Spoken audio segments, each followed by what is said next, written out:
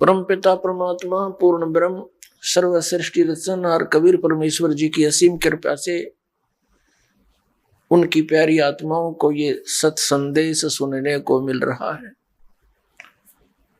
पुण्यात्माओं, आप बहुत ही पुण्यकर्मी प्राणी हो जो परमात्मा की शरण में पहुंच रहे हो।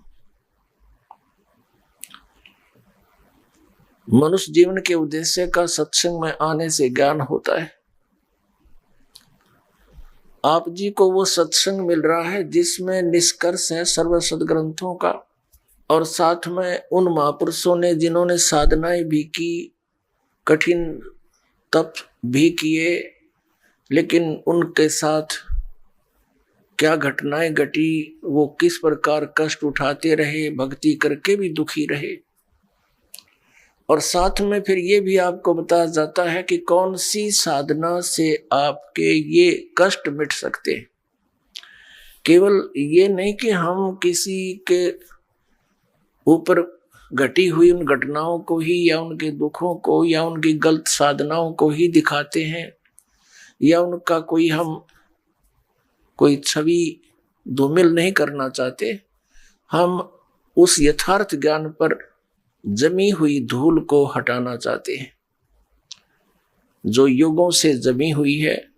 किसी भी धर्म के किसी भी सदग्रंथ को आप उठाकर देखिए, वो कुछ वर्णन कर रहे हैं और उन के पढ़ने वाले उस धर्म के धर्म गुरु वो अन्य ही व्याख्या कर रहे हैं। शास्त्रों के विपरीत ज्ञान हमारे अंदर फीड कर रहे हैं। पुण्यात्मा, कहने का भाव यह है कि जैसे आप जैन धर्म के इतिहास से परिचित हुए कि वो महापुरुष परमात्मा पाने का कितना प्रयत्न करते रहे और उनको क्या मिला, यही 84 लाख के धक्के। पुण्यात्माओं, अब आप जी के रूबरू पवित्र हिंदू धर्म के धर्म गुरुओं के द्वारा दिया गया अध्यात्म ज्ञान और साथ में हमारे सदग्रंथों में लिखे वो सत्य प्रमाण, ये आपको दिखाएंगे। पुण्यात्माओं, पवित्र हिंदू धर्म के पवित्र सदग्रंथ कौन कौन से हैं?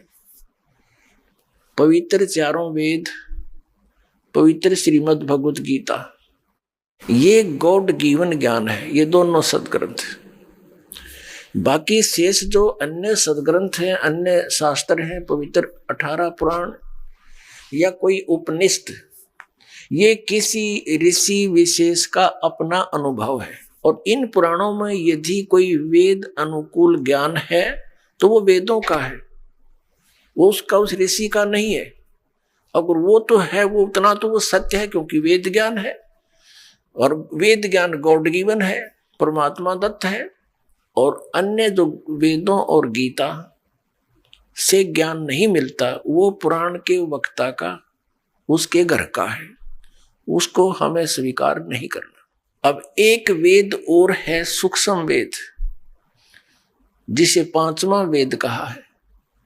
सूक्ष्म वेद है 5वां, जाकू पढ़े न कोई, और सूक्ष्म वेद जो पढ़े फिर आवागमन नहीं होवे।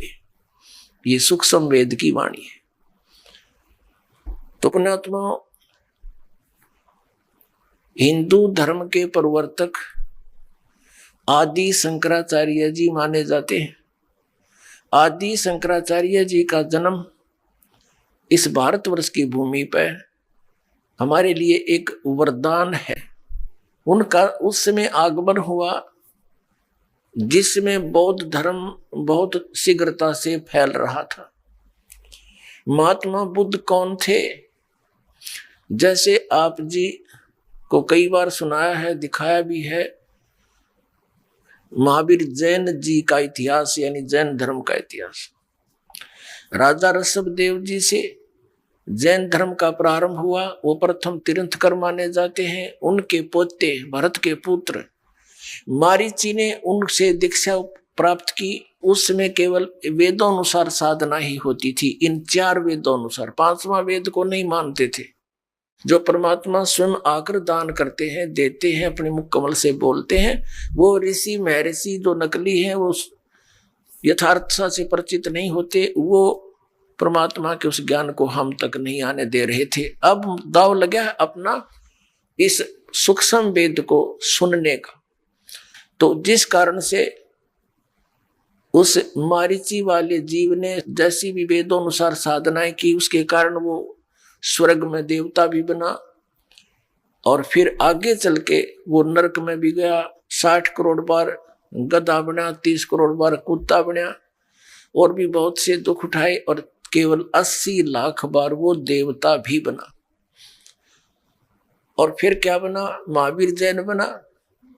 और महावीर जैन ने फिर 363 पाखंड मत चलाए। वर्तमान का जो पूरा जैन समाज है, महावीर जैन जी द्वारा चलाई गई बकवाद साधनाओं को कर रहा है। उनकी के दुर्गति होगी। दास ये आगाह करना चाहता है कि आप इन साधनाओं को त्यागो और आप शिक्षित हो, अपने धर्म ग्रंथों को पुनः देख लो। और गीता जी अध्याय नंबर 16 के श्लोक नंबर 23 और 24 में कहा कि शास्त्र विधि को त्याग कर जो मनमाना आचरण करते हैं, मनमानी पूजाएं करते हैं, उनको न तो कोई सुख हो, न उनकी गति हो, न कोई सिद्धि प्राप्त हो, अर्थात व्यर्थ, यूजलेस। फिर किस लिए डले ढो हो? ना ज्ञान था तब तक तो चलो हम भटक रहे थे। अब दास पर दया करी परमेश्वर ने, आपके लिए ये ज्ञान दिया, और दास आपके लिए ही संघर्षशील है। और ये ज्ञानी गुरु, धर्म गुरु दास के पीछे पड़े हुए हैं, लेकिन अब इनकी दाल गला को नहीं, क्योंकि परमात्मा ने अपने बच्चों को पहले शिक्षा दे दी। और अब देखना डूंडा पाटेगा, पूरे विश्व में जाएगा ये सच्चा ज्ञान, और बहुत शीघ्रता से जाएगा, क्योंकि हमें भगवान की आवश्यकता है। यहाँ के संसारिक सुख सबको पता है, 2 मिनट का भरोसा नहीं कब मृत्यु हो जा।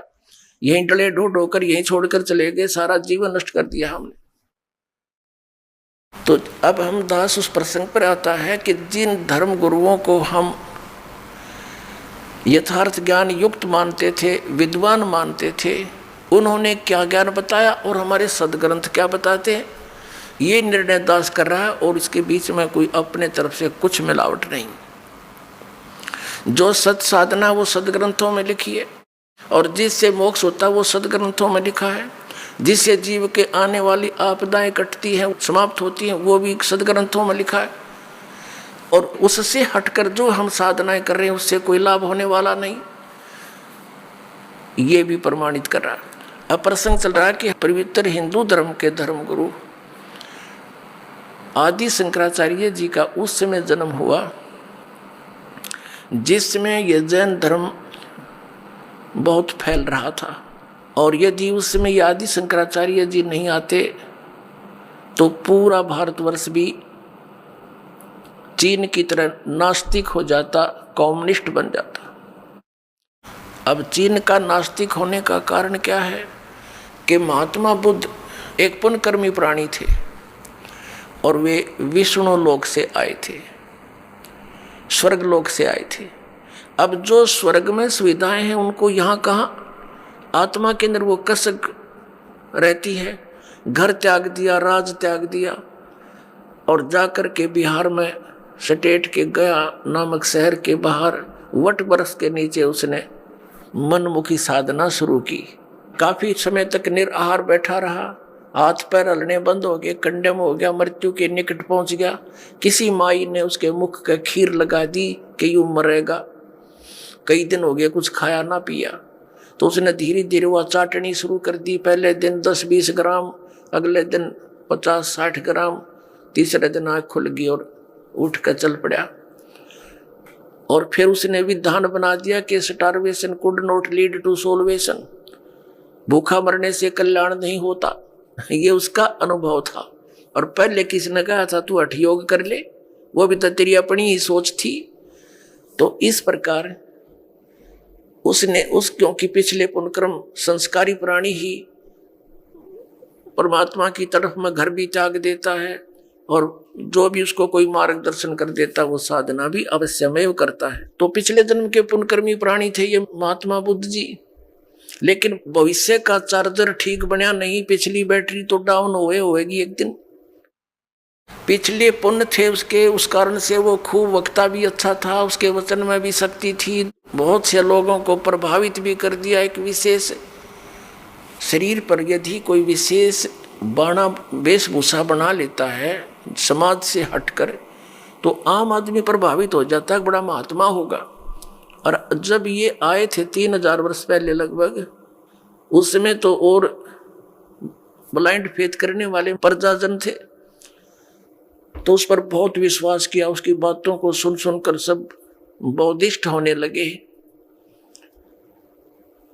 और फिर क्या हुआ कि उनके द्वारा, महात्मा बुद्ध के द्वारा बताएगी वे ऑफ वर्शिप, पूजा का मार्ग, पूजा की विधि, वो शास्त्र अनुकूल ना होने से किसी को आध्यात्मिक लाभ होया नहीं। आकर चल कर 100, 200, 400 वर्ष के बाद सब ने ये मान लिया कि भगवान है ही नहीं, अपना करो और खाओ बस। ये है कम्युनिस्ट सिद्धांत कि कोई भगवान नहीं, ये अपने आप बनता और बिगड़ता है, कोई कुछ नहीं आप रहे, जीव अपने आप ऐसे नष्ट हो जाता है, भगवान है ही नहीं।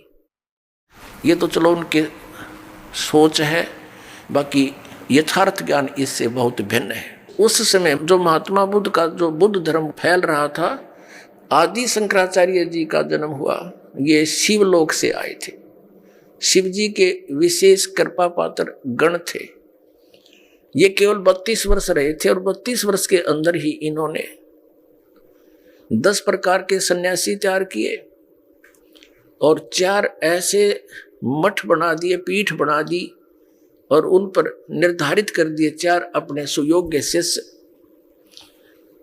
कि आप इस धर्म का प्रचार करो जो मैं बताता हूं। उन्होंने क्या ज्ञान बताया? अब हमारे साथ क्या हुआ कि आसमान से गिरे और खजूर पर अटक गए, रह गए लटके के लटके, तो हमें क्या मिला? हाँ, इतना अवश्य मिला कि भगवान की आस्था बनी रही। यदि बौद्ध धर्म आ जाता तो हम राम का नाम भी नहीं लेते हैं। इतना तो उपकार दास आदि शंकराचार्य और वर्तमान में जितने भी उनके पीठाधीश्वर हैं मानते हैं कि उन्होंने कम से कम भक्ति को जीवित रखा। लेकिन कहते हैं ना, वो थोथा भूस ही कूटते रहे। अब आपको दास दिखाएगा उनके इतिहास कि आदि शंकराचार्य ने क्या विधान बताया। उआबाई बोलते हैं जो किसी का सिर पैर नहीं हो। उन्होंने क्या बताया कि जीव ही भगवान है, जीव आत्मा ही परमात्मा है और कोई परमात्मा नहीं। अयम आत्मा ब्रह्म, ये आत्मा ही परमात्मा, ब्रह्म माने ईश्वर भगवान। और फिर क्या बताया कि भगवान विष्णु की पूजा करो, भगवान शंकर की पूजा करो, और भगवान शंकर पूर्ण परमात्मा है, परम ब्रह्म परमात्मा है। बता कोई सिर पैर है इनका? जब जीव ही भगवान है तो शिव जी फिर भगवान कहाँ हो गया? फिर उसकी पूजा की जरूरत क्या? अपनी पूजा कर लो तुम। अब दिखाते हैं थोड़ा इतिहास इनका। पुण्यात्माओं, ये दास जो प्रयत्न कर रहा है इसको आलोचना ना समझे। दास की एक विनम्र प्रार्थना है आपसे, इसको आलोचना ना समझे। दास के इस परमार्थी प्रयत्न को, ये आपके लिए वरदान सिद्ध होगा। आलोचना तो वो होती है जो हम झूठी कथा सुनावे अपने स्वार्थ के लिए, उनसे हटाकर अपनी दुकान चलावे। नहीं, दास केवल वही बता रहा है जो अपने सदग्रंथों में लिखा है और इन महापुरुषों ने जो अपने कर कमलों से लिखा हुआ है, इनका अनुभव लिखा हुआ है इसमें। और हमारे सदग्रंथ क्या बताते हैं और जिन महापुरुषों ने परमात्मा को पाया उनके क्या अनुभव है। तो जिन्होंने परमात्मा पाया उनका अनुभव हमारे सदग्रंथों से मेल खाता है, और जिनको भगवान मिला नहीं उनका न सदग्रंथों से मेल खाता और न ही उन महापुरुषों की विधि और उनके ज्ञान से मेल खाता। तो वो यूजलेस है। उसको दास प्रार्थना करता है कि उनको त्यागना पड़ेगा अपने कल्याण करवाने के लिए। बस इतनी सी बात है। जो दिशा से दूसरी दिशा में जा रहा है सुदिशा से, तो उसको दिशा दिखाने का प्रयत्न दास का है। जैसे एक बार किसी ने नकली नोट छाप दिए थे 500 के और 1000 के। तो सरकार ने क्या किया था, टेलीविजन के माध्यम से, समाचार पत्रों के माध्यम से ओरिजिनल और डुप्लीकेट दोनों को साथ साथ दिखाया था और बताया था कि ऐसा डुप्लीकेट होता है, ऐसा ओरिजिनल होता है। तो सरकार कोई आलोचना नहीं कर रही थी, महापरोपकार किया। लाखों लोग, गरीब आदमी मारे जाते, निर्धन हो जाते, लुट जाते, पिट जाते। तो पुण्यात्माओं, वो तो धन की हानि बची, और आपकी हानि जो है उसको तो आपको पता ही नहीं। एक श्वास मनुष्य जीवन की कितनी कीमत है, 14 लोग एक साइड में रख दे, एक श्वास की कीमत, और एक तरफ मनुष्य जीवन के श्वास उश्वास की कीमत रख दे, तो वो भी पलड़ा भारी रहे एक श्वास की कीमत का। परमात्मा कहते हैं, कबीर साहब जी, कहता हूं कहीं जात हूं, कहूं बजा के ढोल, श्वास जो खाली जात है, ये 3 लोक का मूल। अपने आत्माओं, अब कितनी कीमत बताई है महापुरुषों ने, और हम इसको बर्बाद कर रहे हैं, क्योंकि शास्त्र विधि त्याग कर मनमाना आचरण करके। तो इन हमारे धर्म गुरुओं ने हमारे साथ एक ये बहुत बड़ा अन्याय कर रखा है, एक धोखा कर दिया। हम इनको शिक्षित विद्वान मानते थे, क्योंकि ये संस्कृत भाषा पढ़ा करते थे, संस्कृत भाषा में बोलते थे। सभी सदग्रंथ हमारे पवित्र चारों वेद, पवित्र श्रीमद् भगवद गीता, पवित्र 18 पुराण, ये सब संस्कृत भाषा में लिपिबद्ध थे। और हमारे पूर्वज और हम यही सोचा करते थे, ये महाविद्वान है, संस्कृत भाषा धारावाहिक बोलते हैं, इन्होंने सदग्रंथों को सही जाना है और वही बता रहे हैं जो सदग्रंथों में विद्यमान है। तो नो प्रॉब्लम, नो डाउट, निसंदेह होकर हम लगे हुए थे, निसंशय होकर के। 600 वर्ष पहले परमात्मा आए, स्वयं कबीर परमेश्वर, वो परम अक्षर ब्रह्म, एक धानक रूप में, जुलाहा रूप में सह शरीर आए थे, एक बालक का रूप धारण किया, कमल के फूल पर विराजमान हुए। वहां से एक नीरू नामक जुलाहा उठा ले गया जो निसंतान था, यह लीला थी माल्य की पूर्व निर्धारित। वहां फिर दुल्हे के घर पर पलने की लीला होने से, वैसे तो सबके पालक हैं, वहां क्या पले थे, अपने लिए दूध भी सतलोक से मंगाया था कुंवारी गाय के अंदर। यहाँ का तो परमात्मा के इस कंगाल लोक का के खाऊं मैं, कुंवारी गाय का दूध पिया परमात्मा ने, कुंवारी गाय ने दूध दिया जब तक वो रहे। तो कहने का भाव ये है दास का कि उन्होंने 600 वर्ष पहले आकर बताया था कि कौन सी साधना ठीक है, कौन सी गलत है, और आपके धर्मगुरु आपको मिसगाइड किए हुए हैं, ये साधना गलत बता रहे हैं।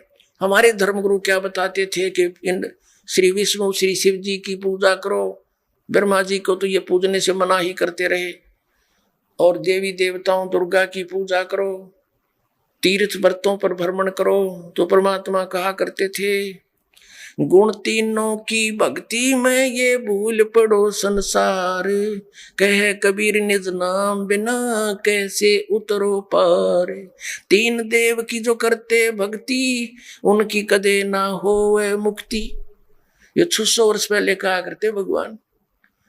तो उस समय इन हमारे धर्म गुरुओं ने, हिंदू धर्म के धर्म गुरुओं ने उस परमेश्वर का घोर विरोध करवा दिया, जनता को भ्रमित करके कि ये के जाने जुलाहा धानक वेदों और सदग्रंथों और गीता और पुराणों के बारे में ये मिसगाइड कर रहा, झूठा है, कपटी है, ये ब्रह्मा विष्णु महेश की पूजा को मना करता है।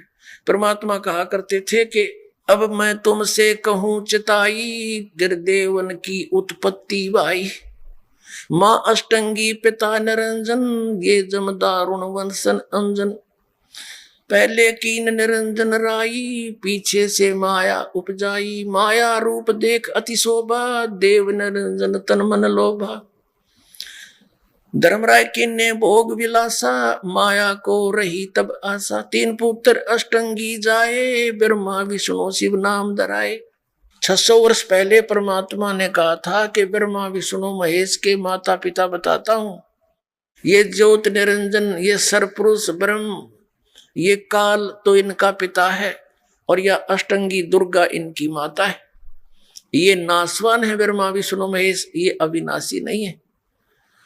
तो इन बातों का उन हमारे हिंदू धर्म के धर्म गुरुओं शंकराचार्य से ग्रहण उस अज्ञान के आधार से परमात्मा के बच्चों को उन्हीं का शत्रु बना दिया। ये झूठा है, ये कपटी है, ऐसा कहीं नहीं लिखा है। ये क्या जाने संस्कृत को, ये जुलाहा शूद्र जाति में जन्मा है, इसके ये संस्कृत पढ़ ही नहीं सकता। तो ये बात हमारा घर कर गई हमारे पूर्वजों के, कि ये बात तो हमारे गुरुओं की साची है कि कबीर साहब जो है संस्कृत तो ये पढ़ ही नहीं सकते, क्योंकि उस समय केवल एक ब्राह्मण वर्ण ही संस्कृत भाषा के पढ़ने का अधिकारी था। अपने आत्माओं, जिसने संस्कृत पढ़ी नहीं तो इससे सिद्ध है हमारे ग्रंथ भी नहीं पढ़े उन्होंने, और उन्होंने 600 वर्ष पहले ये बता दिया कि ऐसा है राज हमारे सदग्रंथों में मिला कि ब्रह्मा विष्णु महेश नासवान है, दुर्गा इनकी माता है, यो सदा शिव यानी काल रूपी ब्रह्म इनका पिता है। तो वो क्या थे? वो भगवान थे। अपने द्वारा रची हुई सृष्टि को वेद बताते हैं कि परमात्मा ही स्वयं आकर ठीक ठीक विस्तार से वर्णित करता है, और वो परमेश्वर नहीं आकर के। अब अपने धर्म गुरुओं के द्वारा दिया गया ज्ञान आपको दिखाते हैं। ये देखिएगा, एक शंकर पंचम पुस्तक है ये, इसमें 5 ग्रंथ हैं जो इस आदि शंकराचार्य जी द्वारा लिखे गए हैं। ये देखिएगा, आदि शंकराचार्य विरचित है पंच ग्रंथा नाम संग्रह, और इसके अनुवादक कौन है? इसके व्याख्याकार अनुवादक हैं संस्कृत से हिंदी में जगत गुरु शंकराचार्य स्वामी स्वरूपानंद सरस्वती जी महाराज। ये देखिएगा, ये है आदि शंकराचार्य विरचित है पंच ग्रंथा नाम संग्रह। ये 5 ग्रंथ ये हैं: अप्रोक्ष अनुभूति, तत्वबोध, तीसरा आत्मबोध, चौथा मणि रत्नमाला और 5वां भज गोविंद। ज्योतिष पीठाधीश्वर, द्वारका पीठाधीश्वर, ये 2 पीठों का मालिक है। कौन? जगत गुरु शंकराचार्य श्री स्वरूपानंद सरस्वती स्वामी पादय। ये प्रणीता शंकर सप्रिया हिंदी टीका सहित प्रकाशक है शारदा पीठ प्रकाशनम, द्वारका जामनगर गुजरात दूरभाष। इतने हैं। और कहां से छपा? मुद्रक है Shri Mata computers private limited, ये B 7/125 केदारघाट वाराणसी। अब इसके दिखाता हूं आपको, इन्होंने क्या ज्ञान दिया है कि मैं ही ब्रह्म हूं। ये है प्रश्न नंबर 10 पे।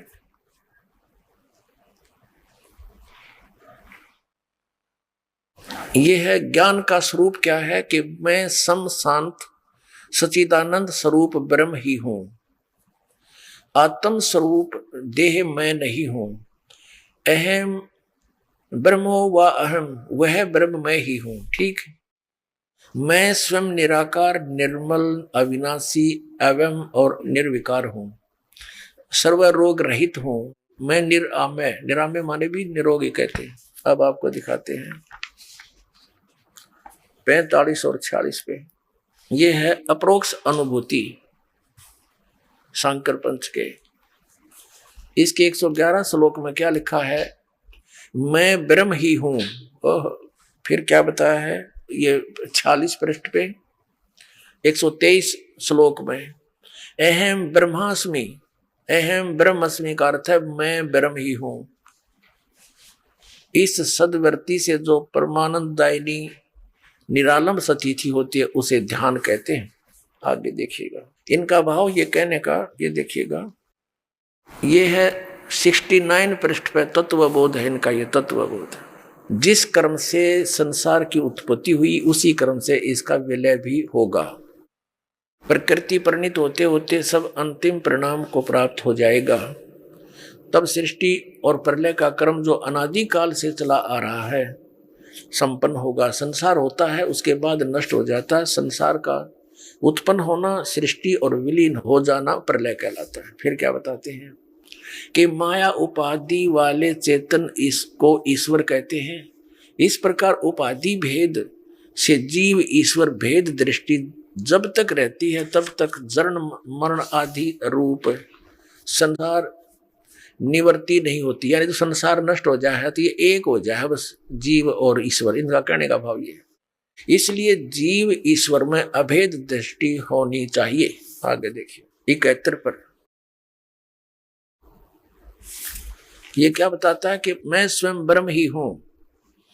ऐसे अप्रोक्ष ज्ञान द्वारा संपूर्ण कर्म बंधनों से वह ज्ञानी सर्वथा मुक्त हो जाता है और वही सच्चा जीवन मुक्त है। बहनों मान ले मैं ब्रह्म हूं, भाई ये मान ले कि मैं ब्रह्म। ये देख फिर 72 पर मैं ब्रह्म ही हूं, ऐसे निश्चात्मक ज्ञान द्वारा संचित कर्म नष्ट हो जाते हैं। ये हैं इनके तुक्केबाजी, अपनी सोच श्री आदि शंकराचार्य जी की। और फिर ये क्या बताते हैं, ये तो बता दिया कि मैं ही ब्रह्म हूं। अब देखना 123 पृष्ठ से लेते हैं। 123 पृष्ठ पे श्री मणि रत्नमाला नामक ये इनका ग्रंथ है। इसमें क्या कहा, शिष्य का प्रश्न, हे गुरु हे कृपालु, मैं इस अपार संसार समुद्र के बीच में डूब रहा हूँ, मेरे लिए बचने का कोई उपाय है, कोई शरण है, कृपा उपदेश करने की कृपा कीजिए। गुरु का उत्तर, जो सारे संसार का ईश्वर है उसके चरण कमल का ध्यान ही सबसे बड़ी नौका है। उस पर चढ़कर तुम संसार समुद्र के पार जा सकते हो। विश्व पाद अम्बुज यानी दीर्घ नौका, भगवान विश्वनाथ के चरण कमल रूपी जहाज में बैठो, वे तुम्हें पार लगाएंगे। वे ही विश्वनाथ हैं, वे ही कृष्ण हैं, वे ही विष्णु हैं। अब ये हो गया क्लियर। अब वो इन वाला विधान कित गया, वो बाढ़ में गया। जीव ही भगवान है और कहीं भगवान विष्णु भगवान है। अब आगे देखो 127 पर ये संस्कृत है, इसमें लिखा है कि कार्य मया का, मैंने क्या करना चाहिए, कार्य कौन सा करना चाहिए, शिव विष्णु भक्ति, शिव और विष्णु की भक्ति करो। उत्तर दिया है यहाँ पर 128 पृष्ठ पे। मुझे क्या करना चाहिए, वो संस्कृत का केवल हिंदी किया स्वरूपानंद जी ने, और संस्कृत में लिखा है श्री आदि शंकराचार्य ने, वो उनका अनुभव और उसी का डंडोरा ये सब वर्तमान के शंकराचार्य पीट रहे हैं, उसी के ज्ञान का प्रचार कर रहे हैं। अब देखिए प्रश्न, मुझे क्या करना चाहिए, उत्तर भगवान शिव और विष्णु की भक्ति करनी चाहिए बस। अब वो जीव भगवान कहाँ गया, अब फिर और दिखाते हैं आपको 136 पृष्ठ पे, 135 पृष्ठ पे है ये संस्कृत, शिव अर्चा यानी शिव की पूजा करो। यहाँ इनका उत्तर है प्रश्न उत्तर। प्रश्न क्या करना चाहिए, आप पर प्रश्न किया है उस किसने, आदि शंकराचार्य जी ने, आप पे उत्तर दिया भगवान शिव की पूजा करनी चाहिए। ठीक, अब आपको एक और दिखाते हैं इनके 135 पृष्ठ पे लिखा है आदि शंकराचार्य जी ने कि सबसे बड़ा पशु कौन है। उत्तर आप ही दिया कि जिसने शास्त्रों का अध्ययन किया हो फिर भी वह धर्म का आचरण नहीं करता हो और न ही उसको आत्म स्वरूप का ज्ञान हो, वह सबसे बड़ा पशु है। आप आइडिया ला लियो, सबसे बड़े पशु कौन है, अपने आत्माओं। हमारे सदग्रंथ क्या बताते हैं, जैसे कि ये हमारे आदरणीय शंकराचार्य जी ने ये कहते हैं कि हम वेदों को भी सत्य मानते हैं, श्रीमद् भगवद गीता को भी सत्य मानते हैं, पुराणों को भी सत्य मानते हैं। अब हमारे सदग्रंथ क्या बताते हैं, ये कहते हैं ब्रह्मा विष्णु महेश की पूजा करो। रजगुण ब्रह्मा, सतगुण विष्णु, तमगुण शिव जी है, ये भी मानते हैं। और कुछ एक चतुरता दिखाते हैं इस दास के प्रवचनों से। अब ये थोड़े से संकुचित होने लग गए, अपना इष्ट बताते समय भी शर्माते हैं। अब ये किसी ने एक शंकराचार्य जी से पूछा, जी आपका इष्ट कौन है, कि परम ब्रह्म परमात्मा। उन्होंने कहा जी थोड़ा सा डिटेल से बताओ वो कौन है परम ब्रह्म परमात्मा। वो कहता तुम्हें क्या अधिकार है पूछने का, अरे ये पूज्य किसने, दास बताओगे इनके पूज्य देव कौन से। ये देखिए ला मैं दिखा दूं इनके इष्ट देव, ये है इनके इष्ट देव, देखिएगा इन्हीं के लिखे हुए हैं ये भी शर्माण लाग गए। ये श्री माता कंपोसिस प्राइवेट लिमिटेड का प्रकाशन आषाढ़ पूर्णिमा संवत 2066 जुलाई 2009 की, वर्ष 8, अंक 97, मूल्य 10 रुपये। इन्होंने एक टिप्पणी दी है इसी पुस्तक के 2 पृष्ठ पर, इस पुस्तक के 2 पृष्ठ पर श्री माता जुलाई 2009 की। क्या कहा है कि गुरु परंपरा नारायण से प्रारंभ होती है। नारायण कौन है? विष्णु जी, और हमारे गुरु पर आकर समाप्त होती है। इसी से संबंधित श्लोक है। ये क्या लिखा है? आवरण पर दिया गया चित्र नारायण से लेकर जितने भी प्रमुख गुरु हैं उन्हीं के हैं। आदि शंकराचार्य जी सांकर परंपरा के आदि गुरु माने जाते हैं। सभी को ज्ञात है कि उन्होंने देश की 4 दिशाओं में चारों वेदों को आधार बनाकर 4 शंकरा पीठों की स्थापना की, जिस पर वर्तमान में जगत गुरु शंकराचार्य जी विराजमान हैं। आवरण के ऊपर यानी जलद के ऊपर क्रम से ज्योतिष पीठ, द्वारका पीठ, इन सब के चित्र दिए गए हैं। अब हम आवरण देखते हैं। ये है नारायण यानी श्री विष्णु जी, ये इनके भगवान हैं श्री विष्णु जी और श्री ब्रह्मा जी और श्री शंकर जी, ये तो इनके पूज्य देवता हैं। ये श्री वशिष्ठ जी, ब्रह्म ऋषि वशिष्ठ हैं, ये श्री ब्रह्मा जी के पुत्र हैं। और वशिष्ठ जी के पुत्र हैं श्री शक्ति देव जी, और शक्ति देव जी के पुत्र हैं श्री पराशर जी, और पराशर जी के पुत्र हैं श्री वेद व्यास जी, भगवान वेद व्यास जी, और वेद व्यास जी के पुत्र हैं सुखदेव, ये श्री सुखदेव जी, इन्हीं के चित्र हैं। इसके बाद और भी इनके जैसे श्री गौड़ पादाचार्य, श्री गोविंद भगवत पादाचार्य, और फिर ये है हिंदू धर्म के वर्तमान प्रवर्तक श्रीमद आदि शंकराचार्य दंडी स्वामी। अब ये इनका इतिहास, ये इनके देवता है। आप दिखाता हूँ, ये नारायण विष्णु को ही कहते हैं। ये देखिएगा 21 पृष्ठ पे यह लिखा है कि नारायण के साथ लक्ष्मी है, ब्रह्मा के साथ ब्रह्माणी, शंकर के साथ गौरी है, राम के साथ सीता है, कृष्ण के साथ राधा है, और राजेश्वरी माता के साथ श्री राजेश्वर भगवान परम शिव है।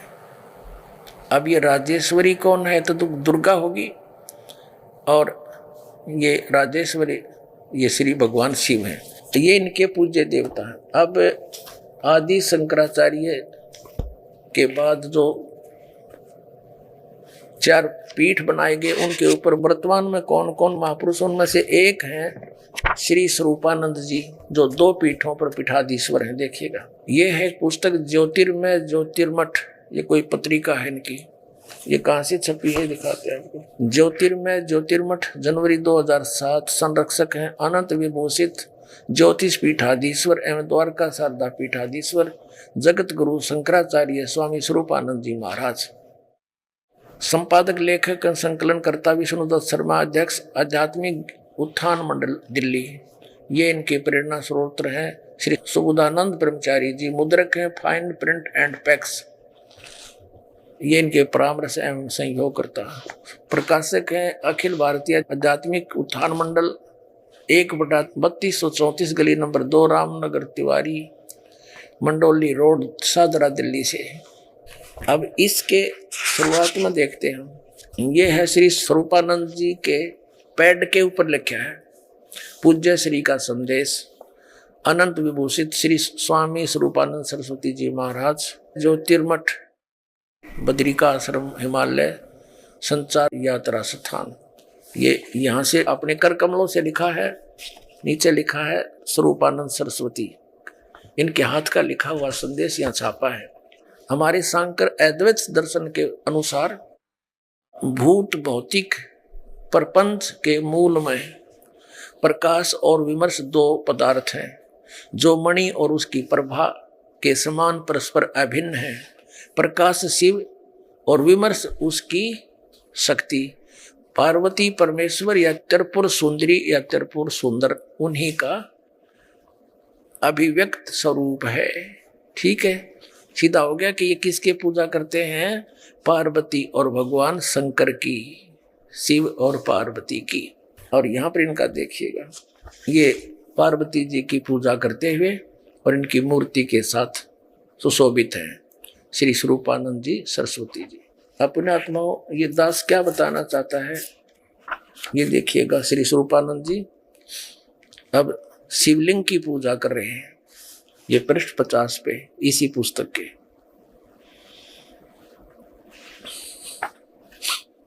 ये देखिएगा, जगत गुरु शंकराचार्य जी चंद्रमौलीश्वर महादेव की पूजा करते हुए ये शिवलिंग की पूजा कर रहे हैं, इसका नाम है योग। अब पुण्यात्माओं, परमात्मा कहा करते कि वेद पढ़े पर वेद न जाने, ये बातें पुराण 18, और पत्थर की पूजा करे ये भूल गए सिरजनहारा। अब आपको क्या दिखाते हैं कि ये कौन से मंत्र जाप करें, इनका तो कोई सिर पैर नहीं है कि के जाप करें। हरे राम राम राम हरे हरे, जय गोविंद सीताराम राधे श्याम। और फिर इनके मूल मंत्र क्या है वो दिखाता हूं आपको, देखिएगा। ये है एक मठ आमनाय महाअनुशासनम नामक एक पुस्तक है जो आदि शंकराचार्य विरचितम, इन आदि शंकराचार्य जी ने ही इसका लेखन किया है। और ये कहाँ से छपी है, ये है आदि शंकराचार्य विरचितम वही, और संपादक और भाषा अंतर करता है डॉक्टर कामेश्वर नाथ मिश्र, आचार्य अध्यक्ष संस्कृत विभाग, अध्यक्ष शब्द विद्या संकाय, केंद्रीय उच्च तिब्बती शिक्षा संस्थान, सारनाथ वाराणसी उत्तर प्रदेश में। और ये नीचे और लिखा श्री काशी विद्वत परिषद न्यास केदार घाट वाराणसी। और ये कहाँ से छपी है देखिएगा, ये कहाँ से छपी है, Shri Mata कंपोसिस private limited B7/125 बागा हेड़ा केदार घाट वाराणसी दूरभाषित में। ये देखिएगा, इन 4 मठों की 4 पीठों की न्यारे न्यारे देवता, न्यारे न्यारे इनके मंत्र। ये है पृष्ठ नंबर 33 पर हम आगे हैं। इस पर क्या बताया कि शारदा पीठ, शारदा मठामना यानी शारदा पीठ, इस क्षेत्र का नाम द्वारका है। और देवता सिद्धेश्वर है, श्री देवी है जो भद्रकाली, ये इनका पूज्य देव है और यह इनकी पूज्य देवी है। ठीक, यहाँ पर श्याम वेद इनके हवाले किया गया, ये केवल श्याम वेद का ही प्रचार करता है यहाँ का जो मठाधीश्वर है। ठीक, अब देखो इन्होंने अड़ंगा कैसे अड़ा रखा है, अपने अनुसार सदग्रंथों को मोल्ड कर दिया, उनके अनुवाद को। इसका अर्थ है, गीता अध्याय नंबर 2 का 46 का श्लोक है, इसका अर्थ तो ये बनता है कि बहुत बड़े जलाशय की प्राप्ति के उपरांत छोटे जलाशय में जैसा प्रयोजन रह जाता है, ऐसा ही विद्वान पुरुष को पूर्ण परमात्मा की जानकारी के बाद अन्य देवताओं में रह जाता, अन्य ज्ञानों में रह जाता है। और इन्होंने के लिए लिया अपना उल्लूसीदा करने के लिए किसा अनर्थ कर दिया, अर्थात जैसे चारों ओर जल से भरे जलाशय से जितना प्रयोजन होता है उतना ही जल ग्रहण कर लिया जाता है, उसी प्रकार पूर्ण वेदों के न होने पर भी उक्त वेदों के उतने ही भाग अर्थात उपनिषद को ग्रहण करना ही ज्ञानी ब्राह्मण का प्रयोजन होना चाहिए। अब देख यो कर दिया काम इसने, अनुवाद गलत कर दिया, अपने अनुकूल उल्टा अर्थ कर दिया। क्या कर दिया कि वेद तो समझो बहुत बड़ा जलाशय है और हमने जितना जल चाहिए उतना ले लें, इसमें तो ये 4 वाक्य काट लिए, वेदों को भी छोड़ दिया। कहते हैं ब्राह्मण का कर्तव्य बनता है कि वो उपनिषद पढ़े, वेदों की जरूरत नहीं उसने। ये फिर देखियो, क्योंकि इनकी अंग्रेजी दास समझ सके हैं, आपका समझ में आती तो पहले भाग जाते। ये देखिए 34 पृष्ठ पे हम पढ़ रहे हैं, ये है गीता अध्याय 2 का 46। पहले तो ये आपको दिखाऊंगा जो पेटा भरेगा न, इनकी घनी कसूती धाक जम रही है जनता पे।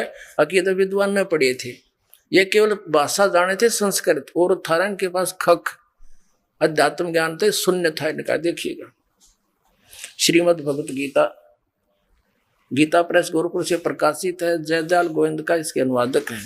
ये देखिएगा अध्याय नंबर 2 का और श्लोक नंबर आपको 46 दिखाते हैं। ये है अध्याय 2 श्रीमद् भगवत गीता और श्लोक नंबर 46। सब ओर से परिपूर्ण जलाशय की प्राप्त हो जाने पर छोटे जलाशय में जितना प्रयोजन रह जाता है, ब्रह्म को तत्व से जानने वाले ब्राह्मण का समस्त वेदों में उतना ही प्रयोजन रह जाता है।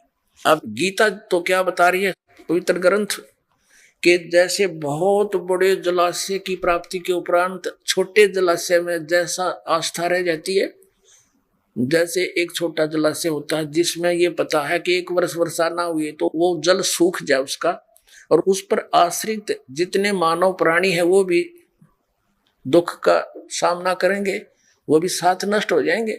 और उन व्यक्तियों को कोई बहुत बड़ा जलाशय मिल जाए जिसको 10 वर्ष वर्षा ना हो तो भी जलना समाप्त हो, कहते हैं फिर उस छोटे जलाशय में जैसी श्रद्धा रह जाती है।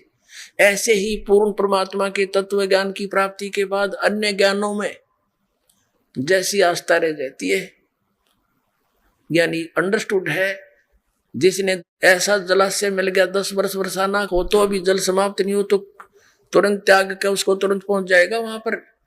तो इसी प्रकार गीता जी तो ये कहते हैं कि उस बड़े जलाशय की प्राप्ति के बाद छोटे जलाशय छोड़ दे। और इन्होंने क्या किया है, अपने उल्लू सीधा करने के लिए घुमा दिया कि जैसे बहुत बड़े जलाशय में बहुत गुना जल होता है, हमने जितना चाहिए उतना ले लें बस। और फिर क्या प्रमाण दिया है कि ब्राह्मण को चाहिए केवल उपनिषद पढ़े, वेदों के चक्कर में नहीं पढ़े। देख फिर देखिए, ये पुस्तक है मठामने महानुशासनम, ये भी आपको दिखाई थी, इसके 34 पृष्ठ पर देखिएगा। ये है गीता का श्लोक। अभी आपने देखा, इसकी संस्कृत भी दिखाई दूं कि वो ना समझ में आओ जल्दी, ये महात्मा हटे नहीं गया आपकी, इन्होंने हमें मूर्ख गणा बना दिया। ये देखिए गीता जी, ये वही श्रीमद् भगवद गीता, और इसलिए दूसरा अध्याय नंबर 2 का और श्लोक नंबर अब ये 46 है। ये संस्कृत भी देख लो इसकी, ये नो की नो है। यवनारथ उद्पाने सर्वत है समलू तोप के, ये नो का नो है। ये आप देख लो, इसने पढ़ मन दगनी पढ़नी नहीं आती, सैनो का नो। अभी इसमें इन्होंने के अनुवाद किया है, हमारे मूल ग्रंथ में क्या लिखा है, अर्थात जैसे चारों ओर से जल से भरे जलाशय से जितना प्रयोजन होता उतना जल ग्रहण किया जाता है, घुमा लिया उल्टा इसको। और जिस प्रकार पूर्ण वेदों के होने पर भी उक्त वेदों के उतने ही भाग अर्थात उपनिषद को ग्रहण करना ज्ञानी ब्राह्मण का प्रयोजन होना चाहिए। गाड़ दिया उल्टा खुटा। इनका कहने का भाव ये है कि हमने उपनिषदों को पढ़ना चाहिए, वेदों में शर्माथा नहीं मारना चाहिए। इसलिए इन शंकराचार्यों ने वेदों को रखा सुरक्षित, सीने से लगाकर एक एक वेद को। लेकिन ये पढ़ते रहे उपनिषद। उपनिषद क्या है, जैसे मांडुक के उपनिषद है।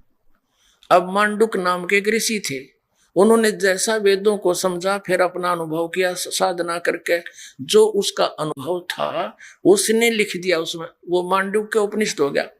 कठो उपनिषद है, वो कठ नाम के ऋषि थे, उन्होंने जैसा भी अनुभव किया, वेदों को जैसा समझा, अपना अनुभव उपनिषद में लिख दिया, तो उपनिषद बन गया उसके नाम थे। अब जैसे मैं ऋषि दानंद था नकली, इसने उपनिषद बना दिया सत्यार्थ प्रकाश और लिख दिया मैं वेदों अनुसार सारा ज्ञान लिख रहा हूं।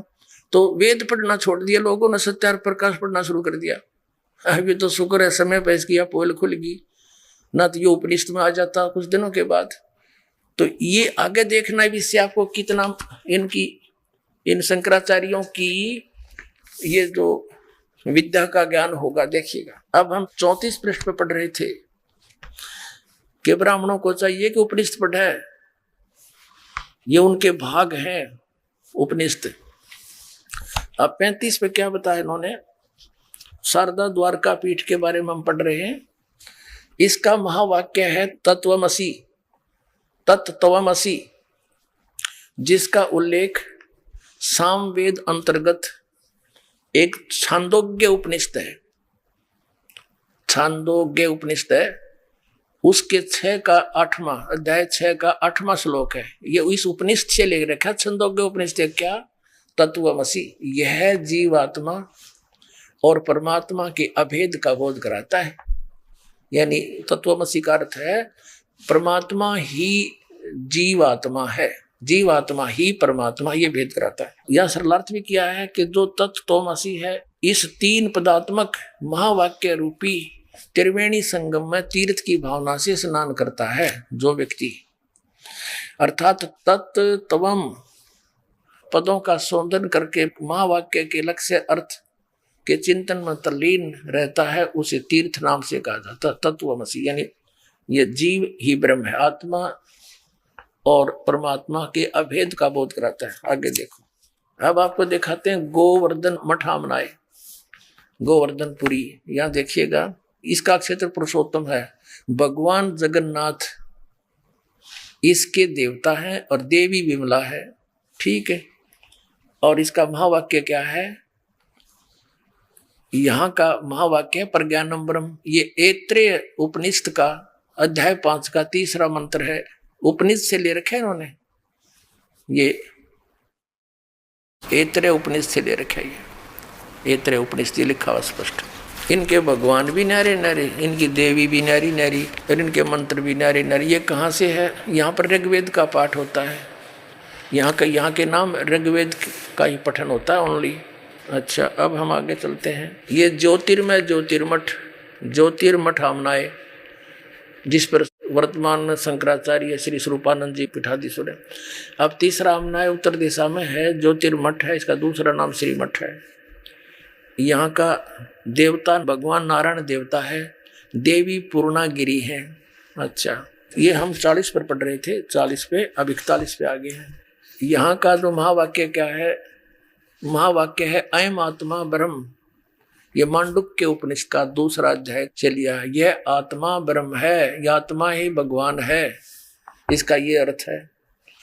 और यहाँ अथर्ववेद इनके नाम है, उपदेश होता है। अब देखिएगा 3रा श्रृंगेरी मठ, श्रृंगेरी मठामनाए। और यहाँ पर सरस्वती, भारती और पुरी इस मठ के अधिकारी इस गोत्र से, इस नाम से प्रसिद्ध होते हैं। रामेश्वर नामक क्षेत्र है, भगवान आदि ब्रहा इसका देवता है, और इस मठ की देवी कामाक्षी है, ठीक है। और फिर देखना इसका महावाक्य क्या है। 44-45 पर पढ़ रहे हैं हम, 144-45 पे। इसका महावाक्य यजुर्वेद का यहाँ स्वाध्याय होता है, इसका ही महावाक्य है अहम ब्रह्म अस्मि, ब्रह्मानी अहम ब्रह्म अस्मि। ये व्रत उपनिषद का है, अध्याय 1 कांड 4 के मंत्र 10 से लिया गया है, अहम ब्रह्मास्मि। अपने आत्माओं, ये तो कंसेप्ट क्लियर ही हो गया। इन्होंने स्पष्ट कर दिया कि वेदों में तो बहुत घना पानी है, जल है, उसकी बजाय हमने वेदों से ही लिया हुआ निष्कर्ष जो उपनिषद रूप में है, उनके भाग हैं, इन ऋषियों ने अनुभव किया है, साधना करके निष्कर्ष दिया, उसको पढ़ना चाहिए। ब्राह्मण का ये कर्म है, ब्राह्मण का कर्म है कि वेदों से ही पढ़ना चाहिए हमने, ब्राह्मण माने विद्वान पुरुष का। अब ये स्पष्ट हो गया। फिर इसमें एक और कहा, कोई सूक्ष्म वेद के बारे में कहा, देखिएगा, ये है पृष्ठ नंबर 48 पे। इस पे लिखा है कि एक सूक्ष्म वेद है, सूक्ष्म वेद का उपदेश होता है। ये स्वात्मक नामक आमनाय है और महान परमात्मा मठ है। अब हमने ये देखना है कि एक सूक्ष्म वेद और है। अब सूक्ष्म वेद इनका समझ में नहीं आया। इनसे किसी ने पूछा, ये शंकराचार्यों से, कि जी वो जो मठ आमनाय पुस्तक के अंदर 5वां वेद लिखा है सूक्ष्म वेद, वो कौन सा है?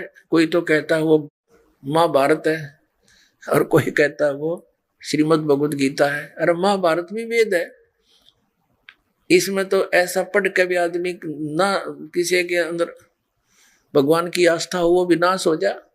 द्रौपदी का चीरहरण हो रहा था और उसमें ये दिगंबर बैठे थे 3, तो कौन? भीष्म पितामह, द्रोणाचार्य और कर्ण और विदुर, और सभा भरी थी। द्रौपदी को नंगा कर रहे हैं, निवस्त्र करके सबके सामने उसकी बेइज्जती करना चाहता है दुर्योधन और दुशासन।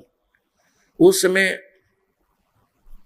उस सभा के अंदर एक था भगत बीज विदुर। विदुर ने खड़ा होकर कहा पंचायत में, अरे भले पुरुषों, तुम किसकी बेइज्जती कर रहे हो? अपनी बहू की। अपने ही बहू को नंगा कर रहे हो। ये तुम एक ही परिवार, चाचे ताऊ कोई घनी दूर नहीं होते। विदुर कहे ये बंधु थारा, एक कुल एक परिवारा। विदुर के मुख पर लगा थपेड़ा, तू तो है पांडवों का चेहरा, तू तो है बांदी का जाया। तो वहां पर भीष्म, द्रोण और कर्ण मुस्काया। अपने आत्माओं, ये सूक्ष्म वेद में लिखा है परमात्मा ने कि तुम इसे ग्रंथ पढ़ते हो जिसमें कोई करैक्टर नहीं किसी का। अब कवा सुनी किसका ना होती। और दुर्योधन जैसे दुष्ट ने कैसा निर्णय लिया, द्रौपदी को सभा में नंगा करे, रे बेशरम। और फिर वहां दर्शक कौन बैठे हैं? भीष्म पितामह है, द्रोणाचार्य गुरु और कर्ण जैसे योद्धा। ये तीनों महापुरुष ऐसे थे, यदि एक भी खड़ा होकर नो कह देना खबरदार इस लड़की का हाथ भी लगा तेने कम में, ऐसा जुल्म है और सरेआम तू नंगा कर रहा है इनको, तो हिम्मत नहीं दुर्योधन की, उसको हाथ लगा देते। लेकिन वह भी मलिन आत्मा थी, वहां बैठी रही। एक भक्त बीच साथ विदुर खड़ा हुआ और कहने लगा, अरे भाई क्या कर रहे हो तुम?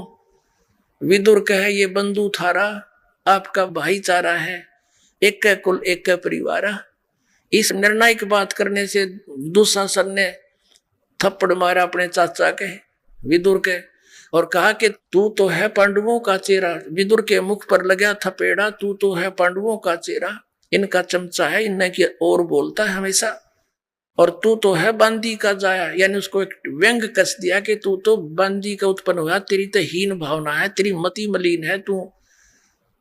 इस करके अक्षत्री कर्म के योग नहीं, उनका भाव ये था कहने का, तू तो है बांदी का जाया। और उसका थप्पड़ मारना था। और विदुर को ये बांदी का पुत्र कहने से कहते हैं भीष्म पितामह, द्रोणाचार्य और कर्ण मुस्कुराए, वहां पर हंसे, अरे तेरा गजब हो। और ये इतिहास हम पढ़ रहे, इसको 5वां वेद बताओ ये, और तेरा बताओ, ये है हमारे इतिहास। पुण्यात्माओं, एक नियम है, पाप से बचने के लिए पंचायतियों को चाहिए न्याय की बात करें, कोई नहीं माने तो उठ कर चला जा, सभा त्याग देनी चाहिए। यही विदुर ने किया, सभा त्याग कर चला गया। तो पुण्यात्माओं, और इसको 5वां वेद